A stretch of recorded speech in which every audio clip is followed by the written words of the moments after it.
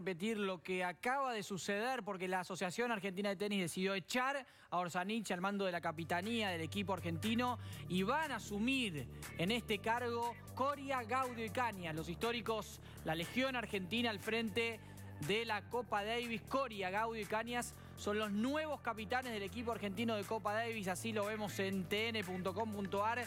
La razón es una diferencia con la Asociación Argentina de Tenis, que está ahora al mando, Guille, de Agustín Caleri, y a través de un comunicado de la Asociación Argentina de Tenis decidió la rescisión del contrato de Orsanich y la contratación de Coria, Gaudio y Cañas, que van a estar ad honorem. Esto también lo aclara, van a estar ad honorem Coria, Gaudio y Cañas.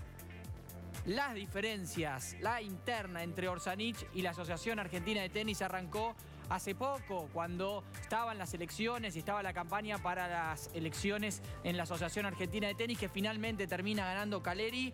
Bueno, finalmente terminan echando a Orsanich y asumieron Coria, Gaudio y Cañas. El adelanto de Gustavo Babur y de Toda Pasión.